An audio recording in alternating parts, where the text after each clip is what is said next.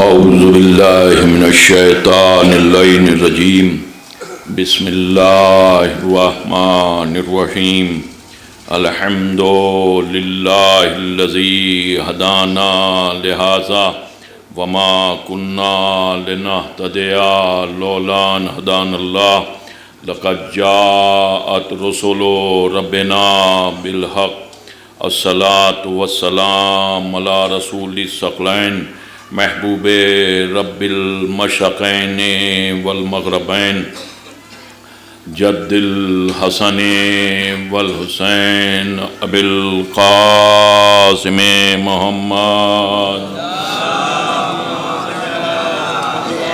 واہل بیتہ الطیبین الطاہرین المعصومین المظلومین ولعنۃ اللہ علی اعدائہم اجمعین من یومنا ھذا الی قیام یوم الدین اما بعد فقط قال اللہ تعالی تبارک فی کتابہ المجید وقولہ الحق بسم اللہ الرحمن الرحیم والذین آمنوا وہاجروا وجاہدوا فی سبیل اللہ والذین آووا ونصروا فَأُولَئِكَ هُمُ الْمُؤْمِنُونَ حَقًّا صلوات بر محمد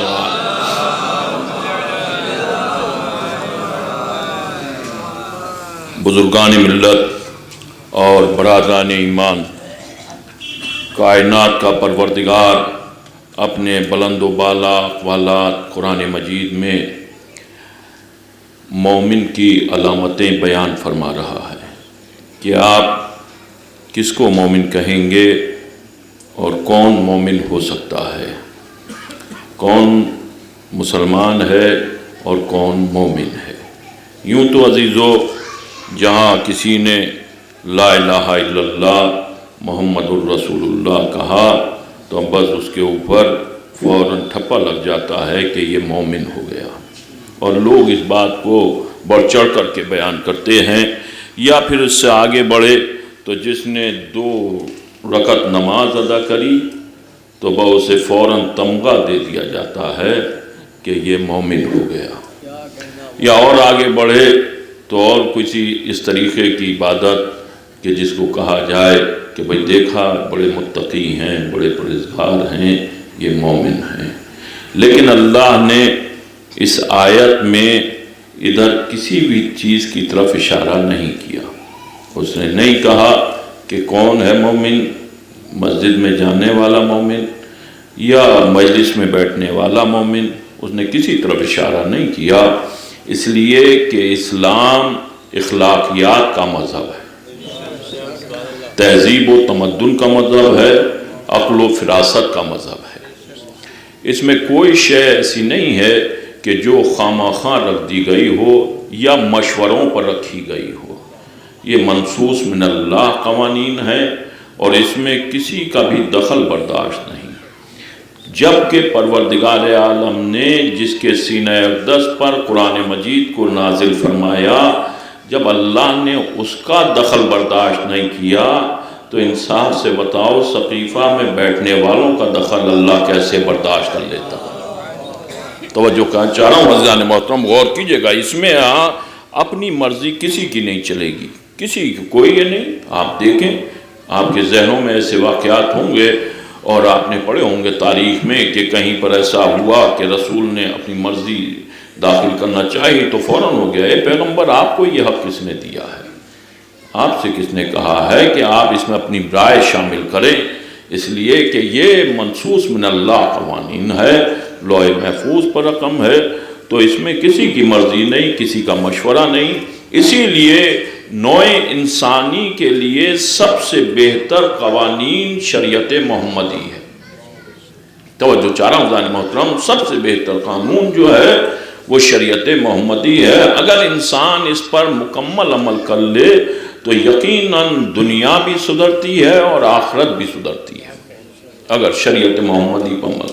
تو اللہ نے قرآن مجید میں بیان فرمایا بسم اللہ الرحمن الرحیم والذین آمنوا، وہ لوگ جو ایمان لائے، وہاجروا، اور جنہوں نے ہجرت کی، وجاہدوا فی سبیل اللہ، اور اللہ کی راہ میں جہاد کیا، جاہدوا فی سبیل اللہ، وآووا، اور ان کی مدد کی، ونصروا، عزیزو ان کی مدد کی، وآووا، اور انہیں پناہ دی، فاولئک ھم المؤمنون حقا، ہم معبود حقیقی انہیں سند دیتے ہیں کہ وہ برحق مومن ہے، وہ مومن ہے۔ کون مومن؟ اللہ نے کسے بنایا؟ ایمان لانے والا، ہجرت کرنے والا، اللہ کی راہ میں جہاد کرنے والا، انہیں پناہ، اہل بیت علیہ السلام کو انہیں پناہ دینے والا اور ان کی مدد کرنے والا۔ جس میں یہ 5 صفات بیان پائے جائیں، اللہ کی نظر میں وہ مومن ہے۔ اب جس میں یہ صفات نہ پائے جائیں تو پھر وہ دائرہ اسلام میں نہیں ہے۔ یہ قانون الہی اللہ نے سند دی ہے، کسی ملا کی سند نہیں ہے۔ آپ قرآن میں دیکھیے کہ یہ ہے کہ نہیں ہے۔ تو جس میں یہ صفات پائے جائیں وہ مومن ہے۔ تو میں آپ سے سوال کر رہا ہوں، جلال پور والوں بتاؤ، جعفر آباد والوں، جو آج کل مسلمان یا مولانا یا جو معاشرہ کہہ رہا ہے کہ مومن بن جاؤ، مومن بن جاؤ، مومن بن جاؤ، ان 5 صفات میں سے کس صفت کی طرف مولانا اشارہ کر رہے ہیں؟ ان 5 صفات میں سے جو قرآن کہہ رہا ہے مومن بنو، مومن ہے، یہ صفات کسی میں کوئی مولانا نے تقریر میں کہا کہ بھئی مومن بن جاؤ؟ کسی نے کہا؟ آپ دیکھیں اللہ نے کہا ایمان لانے والا، جو ایمان لائے وہ مومن، ہجرت کرنے والا جو ہجرت کرے وہ مومن ہے۔ ہجرت والا آپ دیکھیں، ہجرت میں ایمان مومن ہے۔ فی سبیل اللہ، جہاد کرنے والا جو اللہ کی راہ میں جہاد کرے اور جو انہیں پناہ دے، ان کی نصرت کرے، وہ مومن۔ تو جس میں یہ صفات پائے جائیں وہ مومن ہے، اور جو ان صفات سے غافل ہے پھر وہ مومن نہیں۔ تو جب اللہ نے قانون بنا دیا اور اس قانون کو سینہ اقدس پیغمبر پر نازل فرما دیا کہ جس میں یہ صفات پائے جائیں وہ مومن ہے، تو اب تو انسان کے اختیار میں نہیں ہے کہ کسی کو کافر کہے یا کسی کو مومن کہے۔ بس اتنا دیکھ لو یہ صفات اس میں پائے جا رہے ہیں تو مومن ہے، اور یہ صفات نہیں پائے جا رہے ہیں تو مومن نہیں ہے۔ بھئی یہی 2 باتیں تو ہیں عزیزو۔ اگر یہ صفات پائے، علامت ایمان کیا ہے؟ ایمان لانے والا مومن، علامت ایمان کیا ہے؟ لا الہ الا اللہ محمد الرسول اللہ علی ولی اللہ۔ جو یہ 3 میرے بزرگ بیٹھے ہوئے ہیں، غور کیجئے گا عزیز، جو یہ 3 شہادتیں زبان سے ظاہر کر دے، دل کی گہرائی سے اقرار کر لے، بس جو کر لے گا وہ مومن ہے۔ یہی تو علامت ایمان بتلائے گے۔ بھی علامت ایمان تو یہی ہے۔ ایمان پہلی سیڑھی، پہلا قدم، لا الہ الا اللہ محمد الرسول اللہ۔ جو بھی کہہ دے، زبان سے ظاہر کرے، دل کی گہرائی سے اقرار کرے، وہ اس پر فوراً پہلے زینے پہ اس نے قدم رکھ لیا، وہ مومن ہو گیا۔ جب پیغمبر نے کھلی تبلیغ کی، اوپن تبلیغ کی، توجہ چاہ رہا ہوں جان محترم، کھلم کھلا تبلیغ کی، حکم آئے پیغمبر تبلیغ کرو، تو پیغمبر نے 40 برس کے سن میں کیا تبلیغ کی؟ ابتدا کی کہاں سے کی؟ کوہ فارا کی چوٹی سے۔ کوہ فارا کی چوٹی پر پیغمبر گئے اور جا کر کے پیغمبر نے آواز دی، قولوا لا الہ الا اللہ تفلحوا، لا الہ الا اللہ کہو فلاح پا جاؤ گے۔ یہ کوئی اختلاف کی بات نہیں ہے۔ ساری آپ تاریخ اسلام پڑھ لیجئے، سیرت پیغمبر پڑھ لیجئے، چاہے شبلی نعمانی کی پڑھیے یا کسی اور عالم کی پڑھ لیجئے، کسی فرقے کے عالم کی پڑھ لیجئے، آپ کو اس میں نظر آ جائے گی کہ پیغمبر کو حکم ہوا، پیغمبر گئے کوہ فارا کی چوٹی پر، اور جانے کے بعد آپ نے آواز دی، لا الہ الا اللہ کہو فلاح پا جاؤ گے۔ یہی تو کہا، آگے کوئی جملہ نہیں ملتا تاریخ میں۔ بس جیسے ہی پیغمبر یہ کہہ کر کے اترے بلندی، کوہ فارا کی چوٹی سے پیغمبر اترے تو پیغمبر پر وحی نازل ہوئی ہے، پیغمبر کھلی تبلیغ کرو، اوپن تبلیغ کرو۔ آپ پڑھیے تاریخ، اوپن، بتائیے اس سے زیادہ اوپن تبلیغ کوئی ہو سکتی تھی؟ بتائے امت مسلمہ، بتائیے، آپ میرے بزرگ بیٹھے ہوئے ہیں، بتائیے اس سے زیادہ اوپن تبلیغ کچھ ہو سکتی تھی؟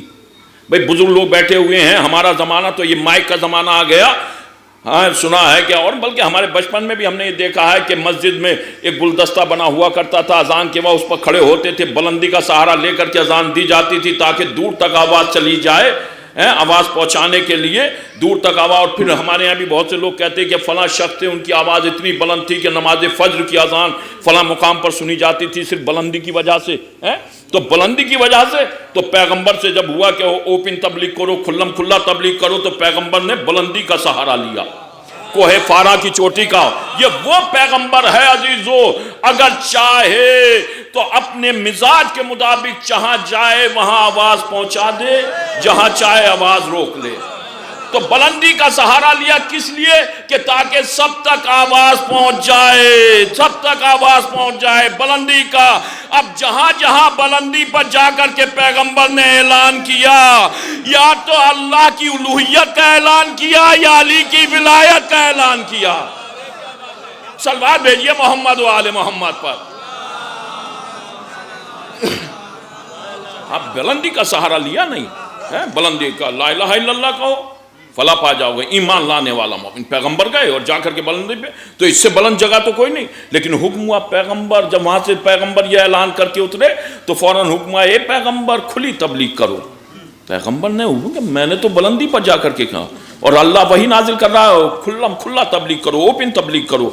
بس جیسے یہ ہوا تو پیغمبر فوراً نکلے. دوسرے دن روایت کہتی ہے دوسرے دن گئے اور جا کر کے گلیوں میں گھوم گھوم کر کے لا الہ الا اللہ کہو فلا پا جاؤ گے. قولوا لا الہ الا اللہ تفلحوا، لا الہ الا اللہ کہو فلا پا جاؤ گے.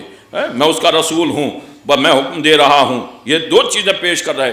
جیسے یہ کہا تو فوراً کہہ کر کے گلی میں، مکے کی گلیوں میں گھوم گھوم کر کے پیغمبر نے سب کے سامنے کہا لا الہ الا اللہ کہو فلا پا جاؤ گے، میں اس کا رسول بن کر کے آیا ہوں. یہ کہہ کر کے پیغمبر پلٹے تو پھر پیغمبر پر وحی نازل ہوئی. اے پیغمبر اوپن تبلیغ کرو، کھلم کھلا تبلیغ کرو.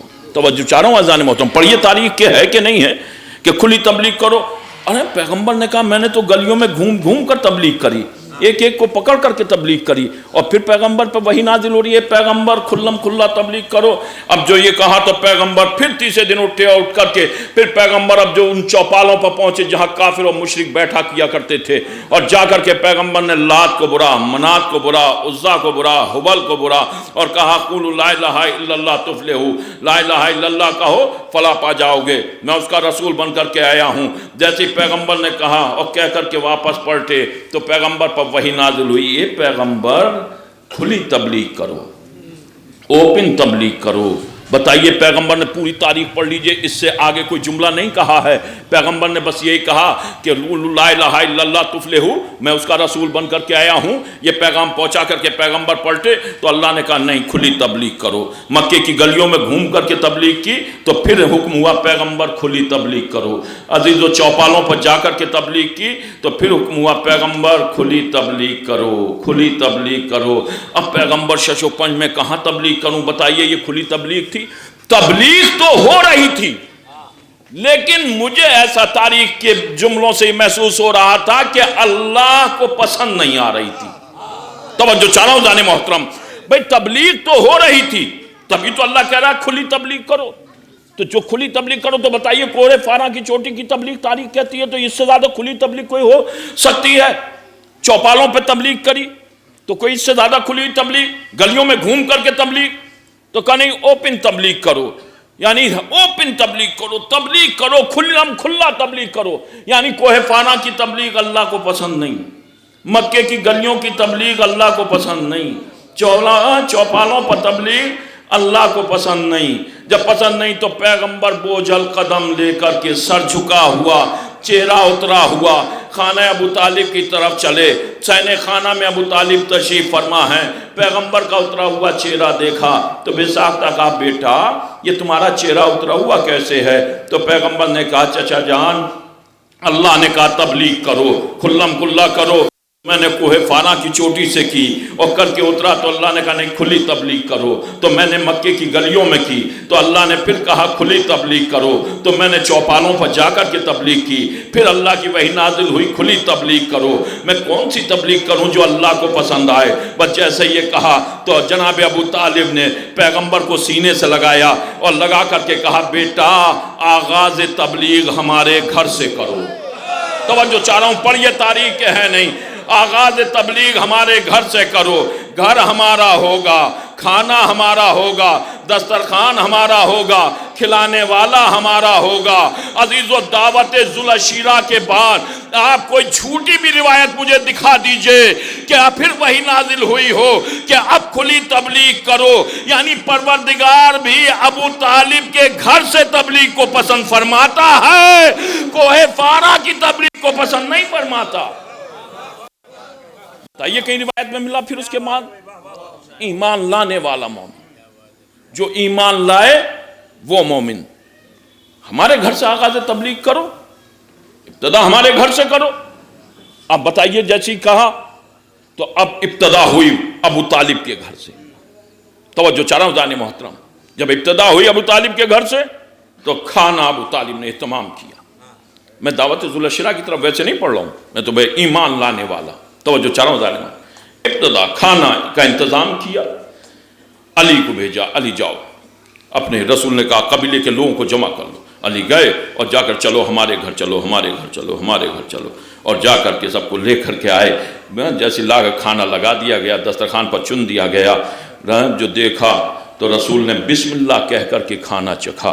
کھانے والے کھا کھا کر سیر ہو گئے، اور جب سیر ہو گئے تو عزیز رسول ایک بلندی پر کھڑے ہوئے، قولوا لا الہ الا اللہ، میں اس کا رسول بن کر کے آیا ہوں، محمد رسول اللہ، دین اسلام لایا ہوں، شریعت لایا ہوں، قانون لایا ہوں، کتاب لایا ہوں، اسے پہنچانے میں ہماری مدد کون کرے گا؟ علی ولی اللہ۔ کھلی تبلیغ کرو۔ اب آپ کی سمجھ میں آیا کھلی تبلیغ کا مطلب کیا ہے؟ کون سا جملہ؟ بس جیسے یہ کہا فوراً عادت کے مطابق ابو لہب مجمع سے کھڑا ہوا، کھڑے ہو کہتا ہے ان کے کہنے میں نہ آؤ، یہ جادوگر ہیں، تمہیں لات سے دور، منات سے دور، عزا سے دور، حبل سے دور کر دیں گے، بہکا دیں گے۔ بھائی اتنا ہی جملہ تو کہا ابو لہب نے، اس سے زیادہ تو کچھ کہا نہیں۔ اور یہ جیسے کہا سارا مجمع چلا گیا۔ بھائی رسول نے بلایا، ابو طالب نے دسترخوان سجایا، علی گھر گھر جا کر کے بلا کر کے لائے، کھانے والے کھا کر سیر ہو گئے، پیغمبر بلندی پر کھڑے ہوئے اور کھڑے ہو کر کے اتنا سا جملہ کہا۔ اس بات پر ابو لہب کو اعتراض ہوا، ابو لہب چلا گیا۔ اس میں تیسرے کا تو دخل کچھ نہیں ہے۔ توجہ چاہ رہا ہوں، اب تیسرے شخصیت کا تو دخل نہیں، لیکن مورخ اٹھا اور اٹھ کر کے اس نے لکھ دیا کھانا مختصر۔ توجہ چاہ رہا ہوں، مورخ اٹھا، اس نے دعوت ذوالعشیرہ لکھتے وقت لکھ دیا کھانا مختصر۔ میں اس مجمع سے پوچھ رہا ہوں، آپ بزرگ ہو گئے، بوڑھے ہو گئے، سنتے سنتے مجلس سے زیادہ آپ نے مجلس سے سنی ہے، کہیں تاریخ میں آپ کو کہیں ملا کہ ابو طالب کے دسترخوان سے کوئی بھوکا گیا؟ بھئی ایک شخص بھی اگر چلا جاتا وہ کہہ دیتا میں گیا تھا، مجھے نہیں ملا۔ مسلمان کی تو قوم وہ قوم ہے، اگر مجلس کا تبرک نہ ملے تو کہہ دیتا ہے کیا جائیں ان کے ہیں یہ تبرک نہیں بانٹتے ہے، فوراً کہہ دیتے ہیں تبرک نہیں بانٹتے، نہیں ہمیں چھوڑ دیتے ہیں۔ تو بتاؤ ایسے مجمع میں جہاں عرب کے بدو اور وہاں پر پیغمبر کے دروازے پہ، ابو طالب کے دروازے پہ ایک بھی گیا؟ اگر کوئی بھوکا چلا جاتا تو مورخ کو حق تھا لکھنے کا کہ کھانا مختصر تھا۔ توجہ چاہ رہا ہوں زانی محترم، اور جیسے لکھا کھانا مختصر، اس کا کیا قلم چلا، سیاہی چلی اس کی، بس اس کا کیا، نہ اس کے بزرگ کھلانے والے، اس نے تو اٹھایا اور اٹھا کر کے لکھ دیا کھانا مختصر۔ پھر جیسے لیکن رسول افسردہ پریشان، پھر کہا اے پیغمبر بلاؤ لوگوں کو، جیسے کہا بلاؤ، دوسرے دن بھی کھانا ابو طالب نے انتظام کر دیا۔ پھر آیا مجمع، آ کر کے وہی بسم اللہ کہہ کر کے کھانا چکا، کھانے والے کھا کر کے سیر ہو گئے۔ مجھے دعوت ذوالعشیرہ پہ نہیں جانا، میں تو اتنا بتا رہا ہوں آپ کو، ایمان لانے والا مومن۔ جیسے کھانا کھایا رسول بلندی پہ کھڑے ہوئے اور کہا قولوا لا الہ الا اللہ، لا الہ الا اللہ کو فلاح پا جاؤ، میں اس کا رسول اور یہ دین اسلام شریعت قانون یہ لایا ہوں، اسے پہنچانے میں مدد کون کرے گا؟ علی ولی اللہ۔ جیسے کہا ابو لہب کھڑا ہو گیا، ان کے کہنے میں نہ آؤ، یہ جادوگر ہیں۔ دیکھیے کھا کر کے بیٹھے تھے، پھر چل دیے، جب پھر جانے لگے پھر مورخ نے قلم اٹھایا اور لکھ دیا کھانا مختصر۔ بات کون سی ہو رہی ہے؟ تذکرہ کس بات کا ہو رہا ہے؟ مورخ کھانے پر لگا ہوا ہے۔ آپ دیکھیں تو بات تو دیکھیں بھائی، بات کون سی چل رہی ہے؟ بات پر ایک جملہ نہیں لکھا اس نے کہ جو بات پہنچائی جا رہی ہے، لکھا کائے پر؟ کھانے پر۔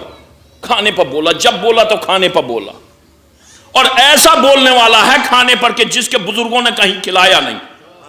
آپ پڑھیے پوری تاریخ، میں بڑی ذمہ داری سے کہہ رہا ہوں، پڑھیے پوری تاریخ۔ کربلا کے بعد سید سجاد کا گھر 7 مرتبہ لوٹا گیا ہے، 7 مرتبہ کربلا میں سب کچھ لوٹ گیا، اور اس کے بعد 7 مرتبہ سید سجاد کا گھر لوٹا گیا، تاریخ کہتی ہے. لیکن اس کے باوجود بھی بنی عباس کے مورخوں نے بھی جب بھی لکھا تو دسترخوان بنی ہاشم کا لکھا، کھانے والے بنی امیہ کے لکھے. آپ پڑھیے تاریخ کیا ہے نہیں ہے. اتنا لکھنے پہ، اتنا لوٹنے کے بعد بھی. اور یہ 7 مرتبہ کیوں لوٹا جا رہا تھا؟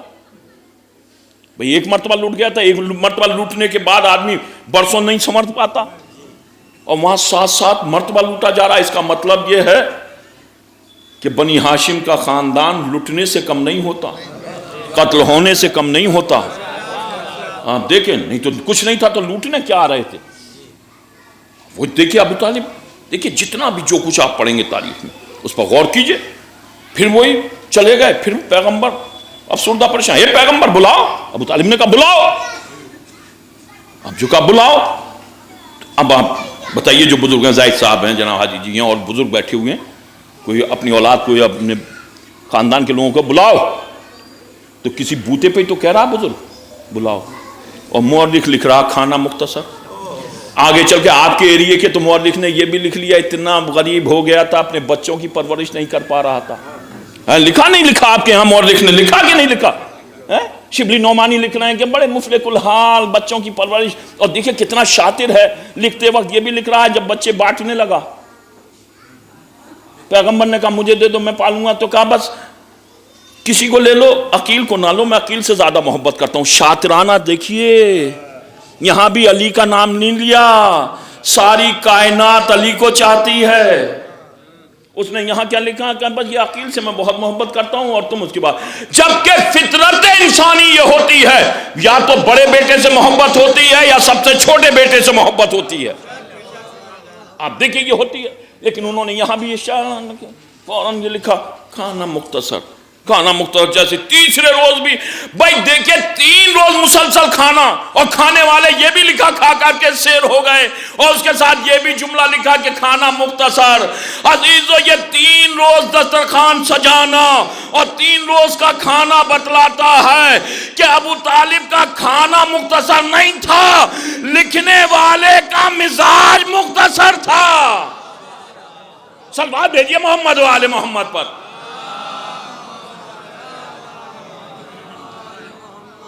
نہیں تو بتائیے کیسے مختصر ہو گیا؟ بھئی 1 دن انتظام کر دیا ہوتا، 2 دن انتظام کر دیا ہوتا، یہ 3 دن متواتر انتظام.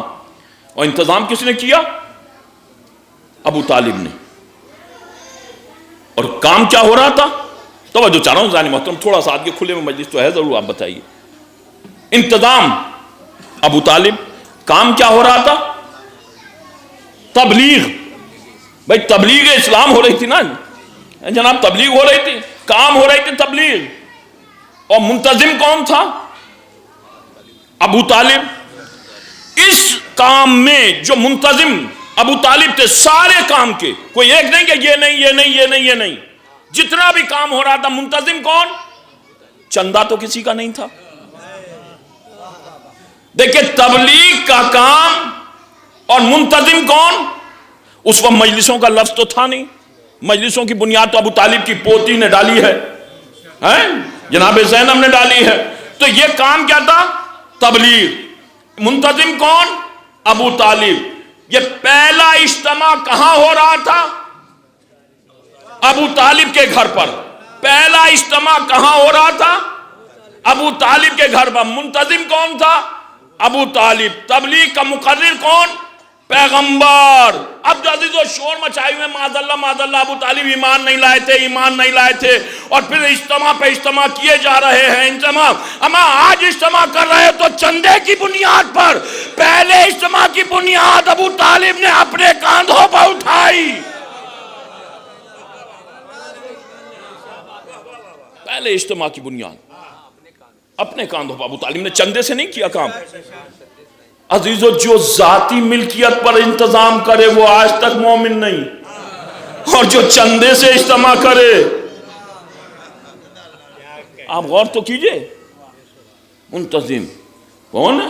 اب قیامت تک اجتماع کرتے رہو، سنت ابو طالب پر عمل ہوتا رہے گا. یہ سنت ابو طالب ہے اجتماع ایمان. اب جو پیغمبر کھڑے ہوئے اور کھڑے ہو کر کے کہا قولوا لا الہ الا اللہ تفلحوا، لا الہ الا اللہ کہو فلاح پا جاؤ گے۔ میں اس کا رسول بن کر کے آیا ہوں، محمد رسول اللہ، دین اسلام لایا ہوں، شریعت لایا ہوں، قانون لایا ہوں، کتاب لایا ہوں، اسے پہنچانے میں ہماری مدد کون کرے گا؟ علی ولی اللہ، وسیع کی تلاش۔ بس جیسے یہ کہا تو عادت کے مطابق ابو لہب مجمع سے کھڑے ہونے کا ارادہ کرتا ہے، بس فوراً پہلوے محمد عربی سے ابو طالب بلند ہوئے اور بلند ہو کر کے کہا اس کو تابر، ایک کانے خاموش ہو جا، میں تجھے 3 روز سے دیکھ رہا ہوں کہ میرا بھتیجا محمد پیغام پہنچا رہا ہے، تو اس بات پر اعتراض کر دیتا ہے۔ یہ غرض تھی اس بزرگ شیر کی عزیزو، جس کا روب سارے مکے پر چھایا ہوا تھا، بھرے مجمع میں جب ابو لہب کو جھڑکا ہے۔ میں آپ سے سوال کر رہا ہوں، بتائیے ابو طالب نے کسے جھڑکا؟ محمد عربی کو یا ابو لہب کو؟ کہا ابو لہب کو۔ ابو طالب کا ابو لہب کو جھڑکنا اس بات کی علامت ہے کہ میرا بھتیجا محمد جو پیغام پہنچا رہا ہے اس پر میرا ایمان ہے۔ نہیں تو آپ بتائیے کس لیے؟ ایمان لانے والا مومن، جو ایمان لائے وہ مومن۔ وہاجروا، اور ہجرت کرنے والا، جو ہجرت کرے وہ مومن، جو ہجرت کرے۔ ہجرت جگہ چھوڑو جگہ کی ہجرت، قریہ چھوڑو قریے کی ہجرت، ملک چھوڑو ملک کی ہجرت۔ ہجرت کرنے والا مومن ہے۔ یہ نہیں کہ ہمارے بزرگ جلال پور میں رہ گئے اور ہم بھی نہیں گئے، دیکھا ہم نے کوئی بات کچھ نہیں، ویسے ان کا گھر تھا ویسے رکھے ہوئے، کہتے نہیں ہیں بہت سے لوگ۔ ہم نے بھائی مولانا ہمارے یہاں زیادہ ہے کیونکہ زمین جائیداد والے لوگ، انہوں نے کہا مولانا دیکھیے انہوں نے سب بگاڑ دی، سب بیچ دی۔ ہم نے مولانا بڑھائی نہیں تو گھٹائی بھی نہیں، تو پھر کس لیے آئے تھے دنیا میں؟ بھئی ایک بات بتائیے، اگر ابا غربت میں مر گئے تو کیا بس اس سنت پر عمل کرنا ہے کہ ہم بھی غربت میں مریں گے؟ میں بڑا کھل کے پڑھ رہا ہوں، شاید میں نے کبھی پڑھی ہو روزگار کے اوپر مجلس۔ بوجھ ہے زمین کے اوپر وہ شخص جو کماتا نہیں۔ میں جو بات پڑھ رہا ہوں پڑھنے، میں بزرگوں کی نہیں، کبھی آپ سوچنے لگے بیٹا جا کر کہنے لگا گھر میں بیٹھی ہو پڑھے پڑھے کچھ نہیں کر رہے ہو، کیونکہ قانون، جب کسی نے پوچھا امام سے کہ مولا بتائیے سارے قانون نوجوانوں کے ہمارے اوپر ہیں، ان باپ کے اوپر کوئی قانون نہیں ہے؟ کہ قانون اس پر لاگو ہوتا ہے جس میں طاقت ہوتی ہے، کمزور کے اوپر قانون لاگو نہیں ہوتا۔ یہ جناب ابو چھٹے امام کی حدیث ہے، یہ نہیں کمزور کے اوپر آپ حکم نہیں چلا سکتے۔ بہت سی چیزیں ساکت ہو جاتی ہیں بزرگوں کے اوپر سے، جو اتنے لاغر ہو جائیں تو نماز ساکت ہو جاتی ہے مسجد میں جانے کی۔ کہنا شریعت پڑھیے، آپ توضیح المسائل اٹھائیے، ہے کہ نہیں؟ آیت اللہ الزام نے مسئلے بیان کیے ہیں کہ نہیں کیے ہیں؟ بزرگوں کے اوپر سے پردہ ساکت ہو جاتا ہے ضعیفہ کے اوپر سے۔ آپ پڑھیے کہ ہے نہیں، خالی تقلید شور مچا دیتے ہیں، توضیح المسائل گھر میں نہیں ہوتی اور شور مچائی ہوئے۔ یہ قانون ہے جو میں بتا رہا ہوں، شریعت محمدی نے بڑی سہولتیں اور سب کچھ ہے۔ آپ تو آپ جو ہے بوجھ ہے انسان اگر کمائے نہیں۔ پیغمبر کی پہلی حدیث، جو جب پیغمبر وہ لفظ میں بس پہنچانے کے لیے، جب پیغمبر کو کہا جائے جیسے کوئی بچہ سنی شعور کو پہنچا، تو پیغمبر نے سب سے پہلے کہا تھا چچا جان ہم بھی تجارت کرنا چاہتے ہیں۔ تو کہا تمہاری کفالت کی ذمہ داری ہمارے اوپر ہے۔ کہ ہاں بے شک آپ کے اوپر ہے کفالت، لیکن اب میرا وہ سن آ گیا ہے کہ میں اپنی روزی آپ کماؤں۔ نوجوانوں سنو، کہ میں اپنی روزی آپ کماؤں، پھر میں وہ پہنچا رہا ہوں عزیزو۔ یہ بوجھ ہے، بوجھ۔ یہ لوگ پڑے رہتے ہیں نہیں ہمارا بیٹا۔ ابھی ایک جگہ کا واقعہ سنا دوں، بات کہیں گے، کیونکہ ایک ماں کے سال ثواب کی مجلس ہے اور بیٹے کے بھی اس توسل سے۔ ایک صاحب ہمارے رشتہ داروں میں ہی ہیں اور آپ ہی کے ایریے کے ہیں، اور ان کا بیٹا بیٹی، ان کی بیٹی کی شادی ہمارے یہاں ہو گئی، تو ان کا بیٹا تو وہ شاید انجینئرنگ ہے کیا کر رہا تھا، وہ چلے گئے وہاں ہمارے یہاں بیٹی کے یہاں، 10-12 دن نہیں آئے، تو مار میلے کچیلے کپڑے پہنے ہوئے اور بالکل برے حال میں، انجینئرنگ کر رہا ہے برے حال میں۔ تو انہوں نے ہماری بہن سے کہا، بولی ہم نے اس سے کبھی کپڑے بھی نہیں دھلوائے، تو یہ دھلنا ہی نہیں جانتا، میلا کچیلا پڑا رہا ہے ایسے۔ اب میں آپ سے سوال کر رہا ہوں، بتائیے یہ لاڈ ہے یا بربادی ہے؟ یہ لاڈ پیار ہو رہا ہے یا بربادی ہو رہی ہے؟ فیروز حیدر صاحب پڑھا کرتے تھے کہ کوئی نوابین کا زمانہ تھا، اور زمانے میں جب کوئی انگریز آیا اور آنے کے بعد انہوں نے نواب سے کہا دیکھا آپ کا سن اب ایسا ہو رہا ہے، آپ بتائیے آپ کا ولی عہد کون ہے؟ تو انہوں نے فوراً غلام کو حکم دیا کہ ولی عہد کو لے کر کے آؤ، تو ولی عہد تھا 18 برس کا، اور وہ غلام گود میں لے کر کے فیڈر لگائے ہوئے لیے چلا رہا ہے۔ اب جو اس نے دیکھا، یہ فیروز صاحب پڑھا کرتے تھے، میں اس لیے آپ تک پہنچا رہا ہوں، وہ اس نے کہا کہ جس قوم کا ولی عہد فیڈر پیتا ہوا آ رہا ہو وہ حکومت کیا چلائے گا؟ توجہ چاہ رہا ہوں عزیزو، تو جہاں لاڈ پیار اس نوبت تک پہنچ جائے کہ نہیں ہمارے بچے کچھ کرتے نہیں ہیں، تو عزیزو بوڑھے ہونے کے بعد جب اگر ان سے آپ پانی بھی طلب کریں گے تو وہ کیسے آپ کو پانی پلائیں گے؟ اس لیے کہ ابھی تک تو آپ پلا رہے تھے۔ بوجھ ہیں وہ لوگ، بوجھ ہیں جو کمائے نہیں۔ آپ کہیں گے کہاں لے کر کے چلے آئے مولانا، کدھر موت؟ میں اس لیے پڑھ رہا ہوں نوجوانوں کی طرف، آپ دیکھیں سب سے زیادہ، اور کہوں کمانا، جیسے بہت سے لوگ کہتے ہیں کفایت شعری، کفایت شعری، نہیں، غلط ہے کفایت شعری۔ کفایت شعری وہاں پر ہے کہ آپ کے پاس 10 جوڑ کپڑے ہوں اور آپ ان کپڑوں کو دے دیں کسی کو۔ کفایت شعری اس کو نہیں کہتے، غربت کو کفایت شعری نہیں۔ کیا ہمارے پاس جب پیسے نہیں ہیں نہیں مولانا کفایت شعری، جب ہیں نہیں تو بناؤ گے کیا؟ کفایت شعری کا مطلب ہے دولت ہے لیکن دوسروں کی ضرورت پوری کرنے کے لیے، اپنی خواہشیں پوری کرنے کے لیے نہیں۔ خواہش کی کوئی حد نہیں ہوتی۔ آپ دیکھیں ایک ایک سوال کیا جائے گا، ہر چیز کا سوال کیا جائے گا، کیونکہ ہمارے ہاں، میں پھر آپ سے کہہ رہا ہوں، ذمہ داری ادا کر دی جاتی ہے۔ میں بالکل چیلنج سے کہہ رہا ہوں عزیزو، آپ لوگ کیا خمس کی رقم ہوئی اور مولانا صاحب آئے، لیجئے مولانا صاحب، ماشاءاللہ مولانا صاحب، کیوں مولانا صاحب ٹھیکیدار ہیں؟ یا زکوٰۃ کی رقم ہوئی اور لیجئے مولانا صاحب، پڑھیے توضیح المسائل میں مسئلہ ہے، اگر مستحقین تک وہ رقم نہیں پہنچ رہی ہے تو خمس نکلا ہوا نہیں، زکوٰۃ نکلی ہوئی نہیں۔ اور اگر حقوق دار، حق دار آپ کے پڑوس میں ہے اور آپ نے مولانا اقرار کو دے دی تو روز محشر گریبان پکڑے گا وہ، کیونکہ حق دار آپ کے پڑوس میں بیٹھا ہوا تھا، آپ کے خاندان میں بیٹھا ہوا تھا، آپ کے محلے میں بیٹھا ہوا تھا۔ میں وہ پڑھ رہا ہوں، آپ غور کیجئے گا عزیزو، ٹھگیے نہیں، ٹھگیے نہیں۔ جو میں بات کہہ رہا ہوں، ہاں جو ادارے ہیں ان کی ضرورت ہے وہ الگ موضوع ہے، لیکن آپ یہ کہنے لگے لیجیے بسم اللہ مولانا اقرار، تو مولانا اقرار کہیں سے مستحق نہیں ہے۔ آپ پڑھیے توضیح مسائل جو میں بیان کر رہا ہوں، یہ غور کیجئے جو ہو رہا ہے، کیا ہو رہا ہے، آپ غور کیجئے ان باتوں پر۔ یہ نہیں ہے، اور یہ چیز کوئی چیز نہیں۔ دیکھیں وہ خطبہ ہے کون سا کہ دور ظاہری خلافت میں مولا کائنات گزر رہے تھے، چلتے چلتے دیکھا تو جن قریے والوں کو معلوم ہوا کہ ادھر سے مولا کا گزر ہو رہا ہے، تو وہ قریے والے استقبال کے لیے مولا کی آئے، اور آئے تو مار ہاتھ اور بوسے اور یہ لے رہے تھے، سب لے رہے تھے، لیتے لیتے مولا کی نظر پڑی تو دیکھا ایک بیابان جنگل، دیکھا تو وہاں سب لوگ بیٹھے ہوئے اللہ اکبر اللہ اکبر میں لگے ہوئے ہیں سب۔ مولا نے کہا یہ کون ہے؟ کہا اللہ والے لوگ ہیں۔ دیکھا نا، اللہ والے بیابان کو دیکھتے ہیں، آبادی میں کہیں پر وہ تبلیغ نہیں کرتے۔ آپ دیکھیں بس یہ مولانا دیکھا اللہ والے لوگ ہیں، چلے گئے مولا۔ جب چلے گئے پھر اس راستے سے واپس آئے کچھ عرصے کے بعد مولا، اور جب پھر واپس آئے تو آ کر کے دیکھا وہ لوگ پھر آ گئے کہ بھئی مولا کی زیارت کرنے، وہ قریے والے آئے، اور پھر اب جو مولا کی نظر پھر ادھر پڑی، اور ادھر جب پڑی نظر تو دیکھا، بولے یہ کہ مولا یہ وہی اللہ والے لوگ ہیں۔ بولے یہ کرتے کیا ہیں؟ بس اللہ ہی اللہ۔ بولے کھاتے کیا ہیں؟ کہ جو یہ قرب و جوار والے لوگ پہنچا دیتے ہیں وہی کھاتے ہیں۔ کہا اور کچھ کرتے نہیں، کماتے نہیں؟ کیا نہیں کماتے نہیں؟ بولے یہ زمین کے اوپر بوجھ ہیں، ان کی نہ نماز قبول ہے نہ روزہ قبول ہے، اس لیے کہ یہ اپنا بھی نہیں کماتے۔ جو بات کہہ رہا ہوں میں، لیکن یہ قانون بزرگوں پر لاگو نہیں ہے، کبھی آپ سوچنے لگیں کہ کہنے لگیں۔ آپ دیکھیے بوجھ ہے زمین کے اوپر جو کمائے نہیں۔ اور اگر اسلام میں کمانا بری بات ہوتی تو اللہ خمس و زکوٰۃ کا قانون نہ بناتا۔ کمانا، اسی لیے رسول نے فرمایا ہے کہ جب بھیک مانگنے والا اگر گھوڑے پر بھی چڑھ کر کے آئے تو فوراً اسے تم بھیک دینا۔ دیکھیں رسول کا قول ہے، یہ نہیں دے قوم قبیلہ خاندان پوچھنا، کہ اسے گھوڑے پر بھی چڑھ کر کے آئے بھیک دینا، اور بھیک دینے کے بعد اللہ کی بارگاہ میں شکر ادا کرنا کہ اس نے تمہیں دینے والا بنایا ہے، مانگنے والا نہیں بنایا ہے۔ سمجھ رہے ہیں آپ جو میں بندوں؟ تو کمانا بہت ضروری ہے اور ضروری بات ہے۔ ہجرت کرنے والا مومن جو ہجرت کرے، ہجرت اسی لیے ایمان ہجرت میں رکھا ہے، یہ نہیں کہ جلال پور میں پیدا ہوئے جلال پور میں ہی رہ گئے۔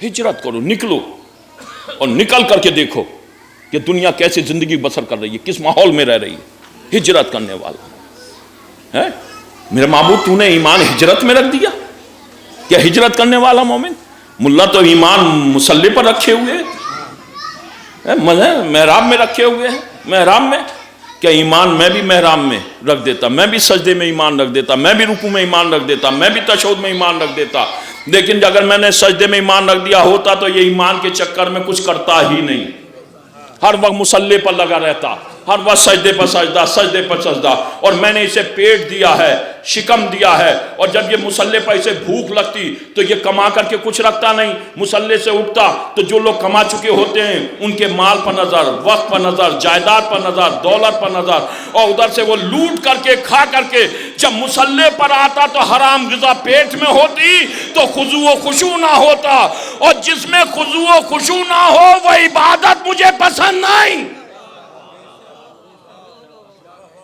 یہاں تو مصلی بھی مباح ہونا چاہیے, زبردستی والی نہیں عبادت, ہجرت کرنے والا مومن, جو ہجرت کرے وہ مومن. آپ دیکھیں ہجرت, جگہ چھوڑو جگہ کی ہجرت. جب سوشل بائیکاٹ ہوا پیغمبر اسلام کا, ان سے لینا دینا بند, ان سے خرید و فروخت بند, ان سے بات کرنا بند, انہیں سلام کرنا بند, ان کا سلام کا جواب دینا بند, یہی تو سوشل بائیکاٹ تھا. ان کے گھر جانا بند, انہیں اپنے گھر بلانا بند, یہی تو سوشل بائیکاٹ تھا تاریخ میں.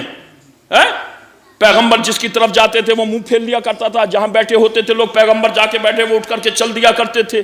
پیغمبر جس کے دروازے پر جاتے تھے وہ دروازہ بند کر لیا کرتا تھا. کس نے سوشل بائیکاٹ کیا؟ توجہ چاہ رہا ہوں, بتائیے کس نے کیا بائیکاٹ؟ پیغمبر نے. ایک روایت بتا دو کہیں پیغمبر نے کسی کا بائیکاٹ کیا ہو. کس کا بائیکاٹ کس نے کیا؟ کس نے بائیکاٹ کیا؟ کافر, مشرک, ابو لہب, ابو جہل, ابو سفیان, یہی تو خالد, ولید, شیبہ, عتبہ, انہوں نے تو بائیکاٹ کیا. پیغمبر نے تو نہیں کیا کسی کا بائیکاٹ. کہ ان سے لینا بند, دینا بند, ان سے بات کرنا بند, ان کے گھر جانا بند, انہیں اپنے گھر بلانا بند, ان کے یہاں شادی بیاہ میں جانا بند, انہیں اپنے یہاں شادی بیاہ میں بلانا بند. یہ وبا ہمارے یہاں بھی ہے. ذرا سا جھگڑا ہوا, ذرا سے روٹے تو فوراً بند, فوراً بند, فوراً بند. ان کے گھر نہ جاؤ, انہیں اپنے گھر نہ بلاؤ, ان کے گھر شادی میں نہ بیٹھو, انہیں اپنے گھر نہ بیٹھا لو. بتاؤ یہ محمد کی سنت ہے یا ابو لہب کی سنت ہے؟ غور کیجئے گا عزیزو, میں جو باتیں پڑھ رہا ہوں ایک ماں کے سال ثواب کی. کیوں سناٹا کیوں چھا گیا اس بات پر؟ اس بات پر یہ تو وہ سرزمین ہے. ابھی مجھے زاہد صاحب بتلا رہے تھے کہ یہاں پر غلام عسکری صاحب نے, اور غلام عسکری صاحب کا اخلاق تو آپ مجھ سے بہتر جانتے ہیں. آج جو کچھ ہمارے پاس ہے اگر دیکھا خاص کر کے غلام عسکری صاحب کی دین ہے. آپ بتائیے انہوں نے تبلیغ کس معیار پر کی, اپنا گھر تک انہوں نے آباد نہیں کیا. آپ دیکھیں ان کا معیار اس بستی میں. میں اسی لیے یہ ماں کے اشارے سے, میں کچھ اور بھی پڑھ سکتا تھا, میں اسی لیے پڑھ رہا ہوں. آپ بتائیے یہ کس کی سنت ہے؟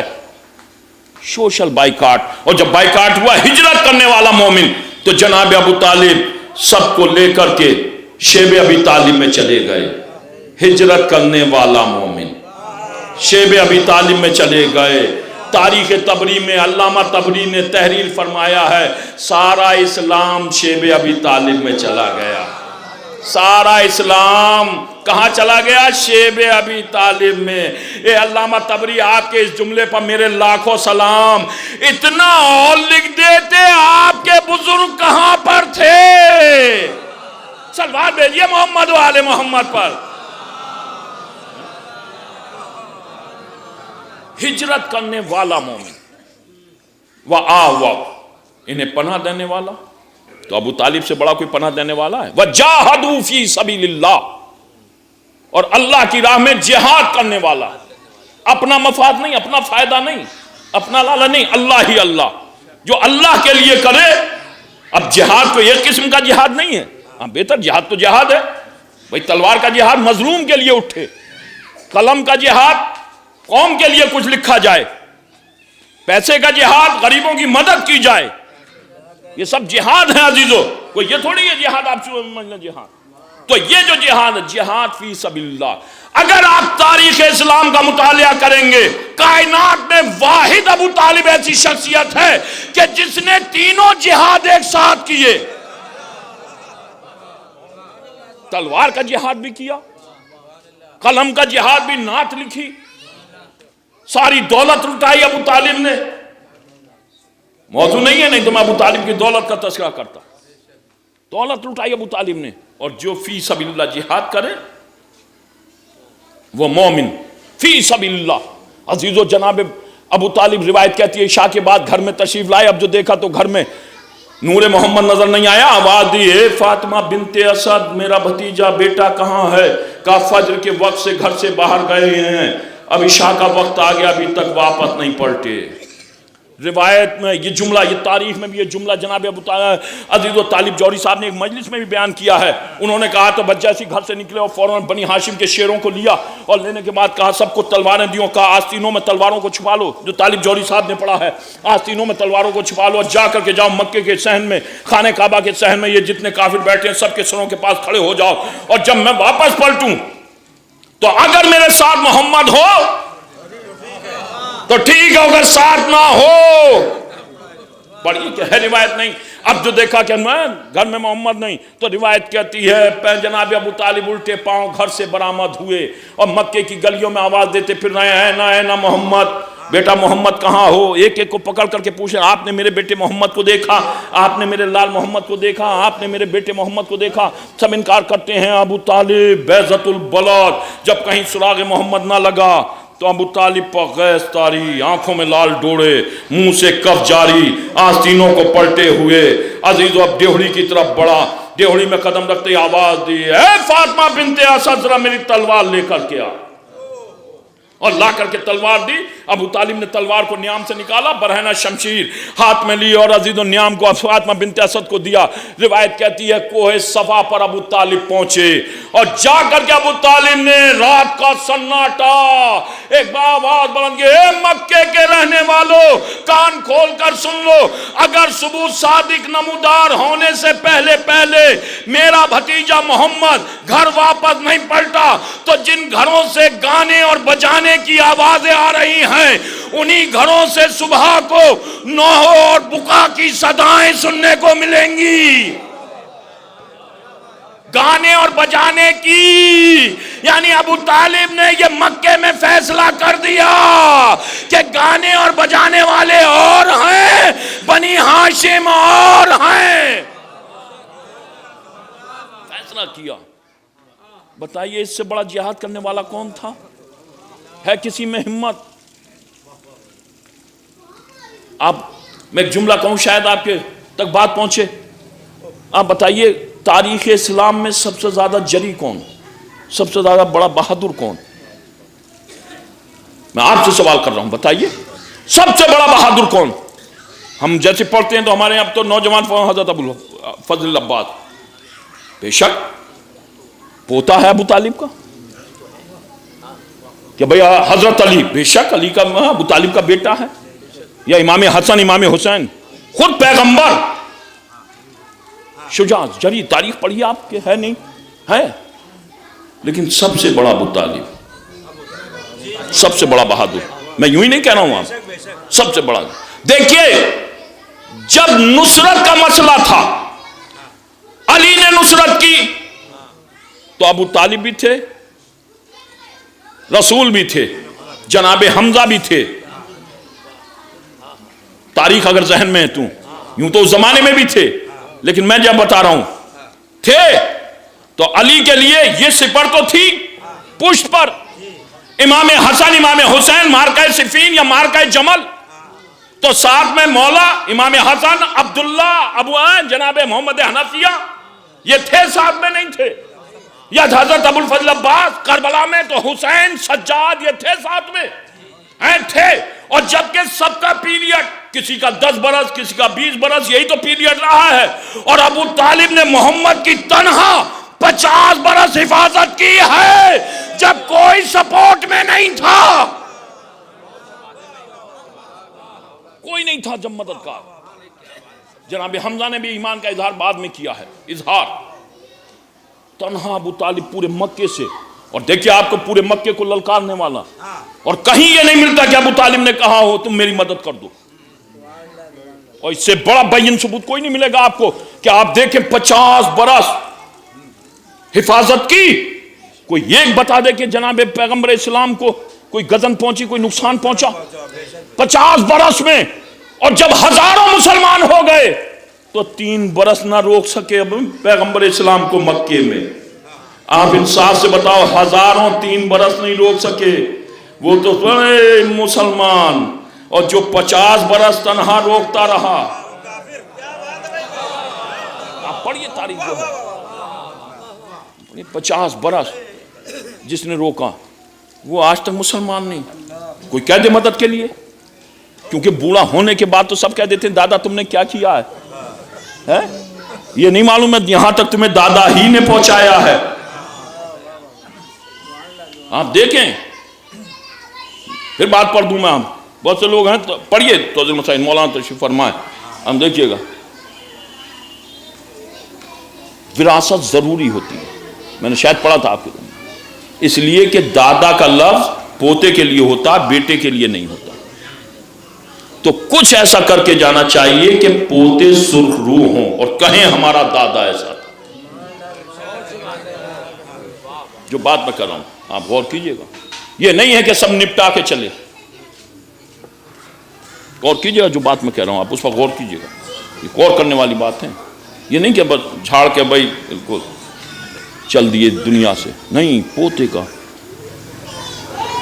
بنی ہاشم نے، پھر کون جملہ بنی، دیکھیں بہت ذمہ داری سے کہہ رہا ہوں، نہیں تو کہیں پر ایسی ہو جائے، کیونکہ میں بھی کوئی معصوم تو ہوں نہیں. میں نے جہاں تک تاریخ، بنی ہاشم نے جائیداد خریدی ہے، بیچی نہیں ہے. پوری تاریخ پڑھ لیجیے آپ، پوری تاریخ. اور صرف بنی ہاشم نہیں، سب معصوموں نے. کہیں آپ یہ نہیں دکھا سکتے کہ جائیداد بیچی ہو. خریدی ہے، بنائی ہے. جب کیا ان سے بہتر کوئی جانتا تھا کہ انہیں تو یہ بھی تھا لٹے گی بھی، انہیں یہ بھی تھا برباد بھی ہوگی، انہیں یہ بھی تھا دوسرے چھین بھی لیں گے. لیکن اس کے باوجود ہمارے یہاں تو ذرا شک ہوتا ہے، ذرا خوف ہوتا ہے کہ ارے یہ وہ ہو جائے گی تو ارے نپٹا دو، بہت اچھے تھے ہم نے پہلے ہی نپٹا دی. بنی ہاشم نے جائیداد بنائی ہے، بیچی نہیں ہے. کہیں تاریخ میں آپ یہ نہیں دکھلا سکتے کہ بنی ہاشم نے برباد کی ہو.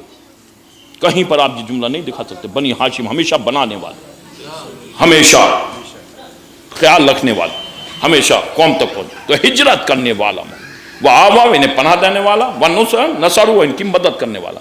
جو ان کی مدد کرے وہ مومن، جو مدد کرے وہ مومن. تو 5 صفات ابو طالب میں پائے جا رہے ہیں قرآن کی روشنی میں. 5 صفات ابو طالب. اب آپ اندازہ لگائیے جو پوچھنا. دیکھیے اللہ نے عصمت کے لیے فطرت کو بدلا. اللہ نے عصمت کا لحاظ کیا، فطرت بدل دو، فطرت تبدیل کر دی.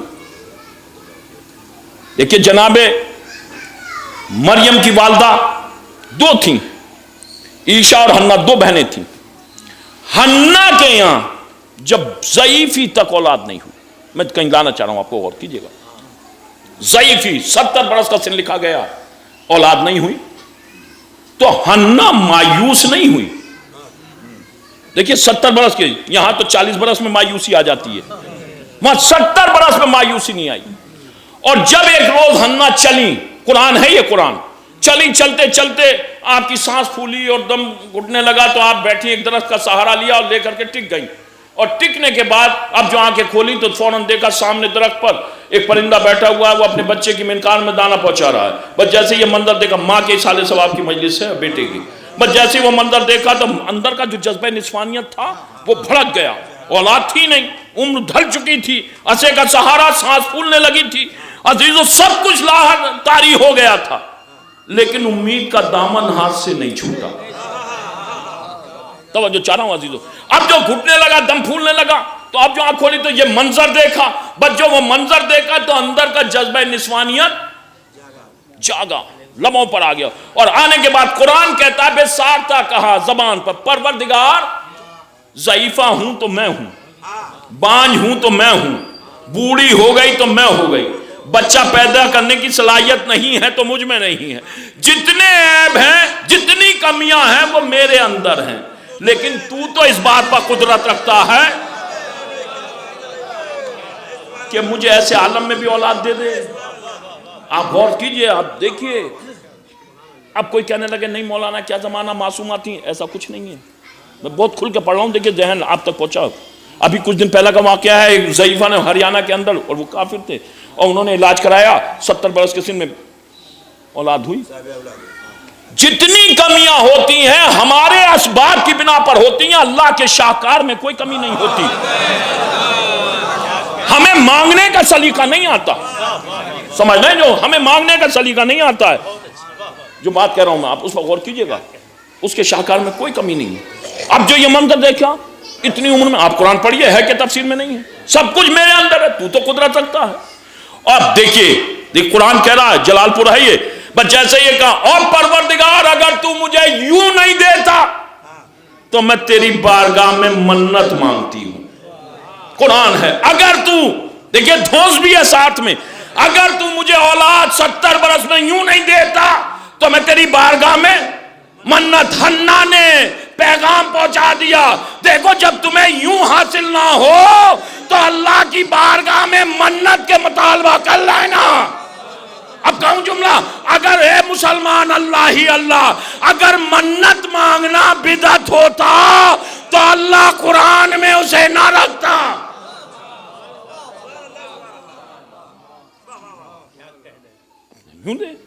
اگر ایسے نہیں دیتا، اب جو دیا تو روایت کہتی منت کہ میں بیت المقدس کا مجابر بناؤں گی، یہی تو کہا حنا کے ہاں۔ بچہ آ گیا، اب جو بچہ آیا تو آگوش میں پورا واقعہ نہیں پڑھا، میں تو اوپر جا رہا ہوں، آپ دیکھیے فطرت کیسے بدل گیا۔ انہوں نے بلایا، دیکھا کہ پروردگار یہ تو لڑکی ہے، سنو، اور لڑکا لڑکی سے بہتر نہیں ہوتا۔ قرآن ہے کہ ابھی آپ میرا گریبان پکڑنے لگے، پڑھیے تفسیر، جو ہم پھولے بیٹھے ہوئے ہیں نا مجمع، لڑکا لڑکی سے بہتر نہیں ہوتا، قرآن کہہ رہا ہے، حنا کہہ رہی ہے لڑکا لڑکی سے، اور چونکہ وہاں پر منت اس وقت لڑکوں کو مجابر بنایا جاتا تھا تو کہا لڑکا لڑکی سے افضل ہوتا نہیں۔ کبھی غور کیا آپ نے، لڑکا لڑکی سے افضل نہیں ہوتا؟ یعنی بات میں آپ سے پوچھوں، بتائیے لڑکا لڑکی سے افضل؟ کبھی غور کیا آپ نے؟ کہیں سوچا آپ نے کیسے بہتر نہیں ہوتا؟ کہوں ایک جملہ آپ تک پہنچا دوں، سب پر کائنات میں سب سے افضل کون؟ پیغمبر اسلام۔ سارے عالم پر لازم کہ پیغمبر کی تعظیم کرے، سارے عالم پر لازم پیغمبر کی تعظیم ہمیشہ افضل کی جاتی ہے، تعظیم ہمیشہ افضل کی جاتی ہے، تعظیم ہمیشہ افضل کی جاتی ہے۔ سارا عالم پیغمبر کی تعظیم اور پیغمبر سیدہ کی تعظیم۔ قرآن ایسے نہیں ہے بس کبھی آپ سوچ لیں، قرآن یوں ہی نہیں ہے کبھی آپ بس سمجھنے لگیں، اسی لیے کہاں ایک نہیں 100 دلیلیں اس پر دے دوں میں آپ کو۔ جب شفاعت کا مسئلہ ہے تو سب شفاعت، کوئی قدم نہیں رکھ سکتا جنت میں اس وقت تک جب تک کہ سیدہ اجازت نہ دے دے۔ مالکہ سیدہ ہے، تو بات کہہ رہا ہوں عزیزو، مالکہ سیدہ ہے۔ ہم نے ایک جگہ پڑھ دیا، بعد میں مولوی ہم پہ حملہ ور ہو گئے، کیا یہ تو علی گڑھ کے اندر ہم نے پڑھ دیا، ہم نے کیا 8ویں امام کی حدیث ہے، جو روئے یا رلائے ایک آنسو بہائے محبت میں، اس پر جنت واجب۔ بولے بس بس، وہ میں جان کھا لی کہ بس۔ ہم نے اس پر دوسری، ہم نے کہا جو نماز پڑھے جیسے، تو چپ ہو گئے، میں نے آپ نہیں کہا بس۔ آپ بھی بہت سنتے ہیں، آپ کے یہاں بھی بہت سے اعتراض کر دیتے ہیں کہ انہوں نے تو جنت دے دی۔ بھائی یہ کب کہا نماز نہ پڑھو یا روزہ نہ رکھو؟ یہی تو کہا جو روئے گا اس پر جنت واجب ہے۔ تو یہ بھائی اور بھی کام ہے، اب جو نماز پڑھی تو میں نے یہ کب کہہ دیا روزہ نہ رکھو یا مجلس نہ کرو؟ میں نے تو ایک حدیث بتائیں بیان کی، 100 اعتراضات، توجہ چاہو میرے نوجوان خاص کر کے سنیں، میری ماں بہنیں بھی بیٹھی ہوئی ہیں وہ بھی سنیں غور سے۔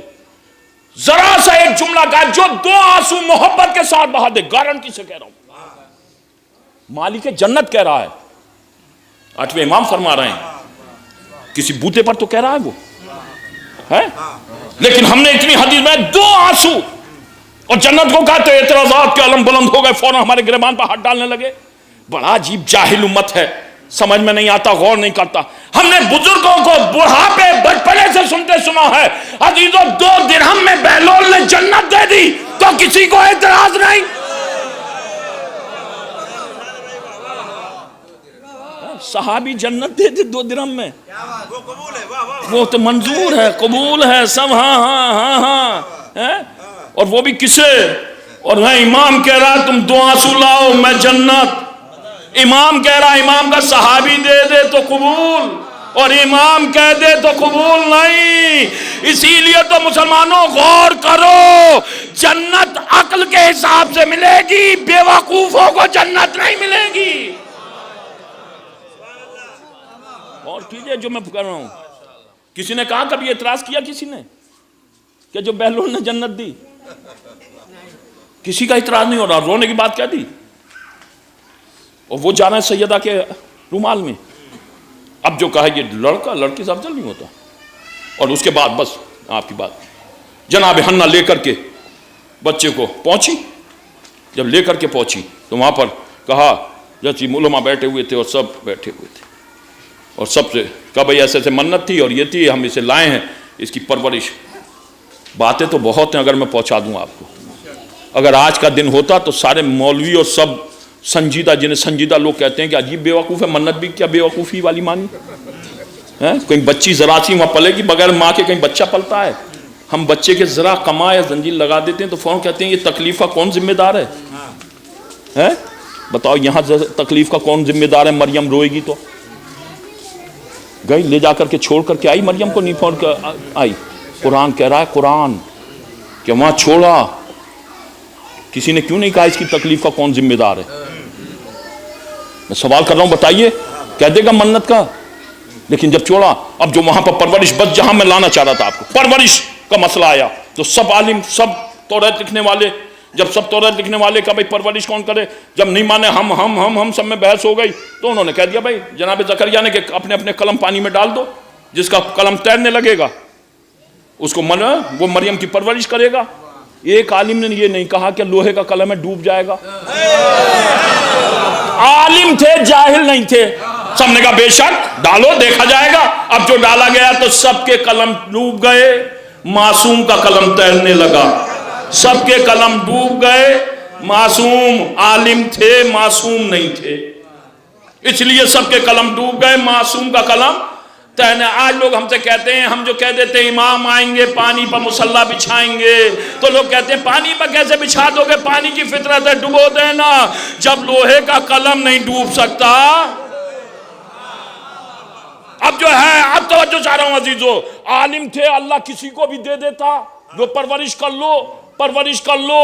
مریم کی، مریم ہے، نبی نہیں ہے، پیغمبر نہیں ہے، ایک نبی کی ماں ہے، لیکن اللہ کو گوارا نہیں کہ نبی کی ماں کو بھی کوئی غیر معصوم پروان چڑھائے، نبی کی ماں کو کوئی غیر معصوم ہوا کرے۔ عالم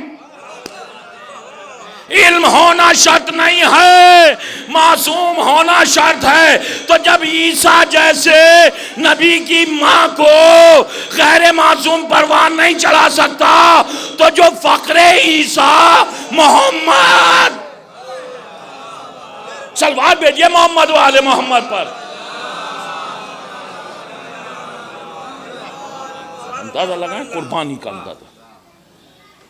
یہ گھر ہے جس سے منصب عطا کیے گئے، اور اسی لیے ابو طالب نے حفاظت کی ذمہ داری لی۔ اسی لیے لڑکا لڑکی سے افضل نہیں ہو سکتا۔ تبھی تو عزیز و جناب سیدہ نے یہ شکوہ کہا، بابا آپ کے بعد ہم پر اتنے ظلم ڈھائے گئے، اگر دن پر پڑھتے تو سیاہ رات میں بدل جاتے، ہم پر جلتا ہوا دروازہ گرایا گیا بابا، ہمارے شکم میں محسن کی شہادت ہو گئی بابا، ہماری میراث ہمیں نہیں دی گئی بابا، میرے منہ پر تماچا مارا گیا۔ اندازہ لگاؤ، میں نے سنا کسی خطیب سے عزیزو کہ جناب امام حسن، ایک موڑ تھا، جب مسجد نبی سے نکل کر اس موڑ پر آتے تھے تو چیخ مار کر کے رونے لگتے تھے۔ امام حسن جوانی آ گئی عزیزو، اس وقت بھی رونے لگتے تھے۔ کسی صحابی نے سوال کیا، مولا جب آپ یہاں آتے ہیں تو چیخ مار کر کے کس لیے روتے ہیں؟ تو امام حسن اور روئے، کہا یہ سوال نہ کرو مولا، بتائیے، ہم نے اکثر دیکھا ہے جب آپ یہاں پر آتے ہیں تو چیخ مار کر کے روتے ہیں۔ کہا میں کم سن تھا، اپنی ماں کے دامن سے لپٹا ہوا تھا۔ میری ماں مجھے دربار خلافت میں لے کر کے گئی، وہاں میری ماں نے باغ فدق کا دعویٰ کیا۔ میری ماں کو ایک رکا لکھ کر کے دیا گیا، ماں لے کر کے آ رہی تھی، اس جگہ آ کر کے دوسرا ظالم مل گیا۔ اس نے کہا آپ کے ہاتھ میں کیا ہے؟ کہا یہ رکا ہے جو باغ فدق کا مجھے ملا ہے۔ تو ماں کے ہاتھ سے لینا چاہا، ماں نے نہیں دیا، تو اس ظالم نے میری ماں کے منہ پر تماچا مارا۔ کہا میں کمسن تھا، ماں کے دامن سے لپٹا تھا، پر رو رہا تھا عزیزو، رو رہا تھا، میں نے کچھ نہیں کیا۔ اب جب بھی میری ماں نے حسرت بھری نگاہوں سے میری جانب دیکھا کہ مجھے بس وہ منظر میرے ذہن میں آ جاتا ہے۔ عزیزو اندازہ لگا، خدا آپ کی آوازوں پر رحمت نازل کرے، کوئی غم نہ دے سوائے غم اہل بیت علیہ السلام کے۔ جناب سیدہ عزیزو، ایک ماں کے ایک بیٹے کے اصالِ ثواب کی مجلس، خدا غریق کے رحمت کرے، جوار معصومین میں جگہ عنایت فرمائے۔ یہ آنسو مرحومہ اور مرحوم کی بخشش کا ذریعہ ہے۔ عزیزو، جب دوسرو کفن دے دیا تو دینے کے بعد مولا کائنات نے کہا بچوں آؤ ماں کا آخری دیدار کر لو۔ بچے آگے آئے، امام حسن ماں سے لپٹ کر کے روئے۔ روایت کہتی ہے زینب و کلثوم روئیں، فضہ بھی گریہ کرتی رہی، اسما بھی روتی رہی، اور روتے روتے جب امام حسین آگے نہیں آئے تو امام نے کہا بیٹا حسین ماں کا دیدار نہیں کرو گے؟ امام حسین آئے، پانتی کھڑے ہو گئے اور آ کر کے کہا ماں حسین آیا ہے۔ اے اماں حسین جب آتا تھا تو آپ سینے سے لگا لیا کرتی تھی اماں حسین آیا ہے۔ بس جیسے یہ کہا جب مقتل میں ہے کہ بندے کفن ٹوٹے، ہاتھ برآمد ہوئے، آ میرے لال حسین ماں کے سینے سے لپٹ گئے، کہا ماں آپ نے بلایا ہم آ گئے، اے اماں کربلا میں آ جانا۔ عزیزو، بیٹے کو ماں سے کتنی انسیت ہوتی ہے، کتنی محبت ہوتی ہے۔ بس ایک روایت پڑھوں گا عزیزو، اس کے بعد آپ کی عبادت تمام ہے۔ امام گھوڑے پر عزیزو جب ڈگمگانے لگے، ذوالجناح کو احساس ہوا کہ امام ابداً قریب دین سے زمین کی طرف آنے والے ہیں، تو مقتل میں ہے کہ ذوالجناح ایک نشیب کی طرف بڑھنا شروع ہوا۔ نشیب میں اتر کر کے ذوالجناح نے اپنے اگلے پیروں کو توڑ کر کے سینے کو زمین کربلا سے لگا دیا، اپنے منہ کو امام کے کانوں کے قریب لایا اور لا کر کے کہا فاطمہ کے لال اگر تیرا حکم ہو تو تجھے مدینے پہنچا دوں، نہیں تو یہ تیری قتال گاہ ہے، یہاں اتر جا۔ امام نے جب یہ دیکھا زخموں سے چور تو بے ساختہ کہا اے ذوالجناح میری قتال گاہ کا علم یا تو میرے ماں نانا کو تھا، یا میرے بابا کو تھا، یا میرے بھائی حسن کو تھا، یا مجھے تھا، یا میری ماں فاطمہ کو تھا، تجھے کیسے معلوم کہ یہ میری قتال گاہ ہے؟ تو ذوالجناح گویا ہوا مولا جب شب عاشور آپ نے عبادت کے لیے مانگی، نصف شب گزر گئی، سارے صحابہ عبادت میں مشغول تھے، تو ایک نقاب پوش بی بی میرے تھان پر آئی، آ کر کے اس نے میری رسی کو کھولا اور کھول کر کے کہا ذوالجناح میرے پیچھے پیچھے آ، اور وہ بی بی پھر اس نشیب کے قریب آئی اور آ کر کے کہا ذوالجناح جب میرا لال تیری پشت پر ڈگمگانے لگے تو تو اسے یہاں نشیب میں لے کر کے آ جانا۔ امام نے کہا پھر اس بی بی نے کیا کیا کہ سر سے چادر کو اتارا، زمین کو بالوں سے صاف کیا، امام نے ذوالجناح کے گلے میں باہیں ڈال دی، ارے وہ میری ماں سیدہ جب سے میں نے مدینہ چھوڑا ماں نے جنت البقیع چھوڑی، الا لعنت اللہ علی قوم الظالمین سیعلم الذی ظلموا منکم۔ اللہم اغفر للمؤمنین والمؤمنات والمسلمین والمسلمات الاحیاء منہم والاموات تاب بیننا وبینہم بالخیرات انکا مجیب الدعوات انکا علی کل شیء قدیر۔ ایک مرتبہ سورہ ہم 3 مرتبہ سورہ اخلاص کی تلاوت فرما کر کے اس کا ثواب اہل بیت علیہ السلام کے صدقے میں مرحومہ و مرحوم کے اوپر ارسال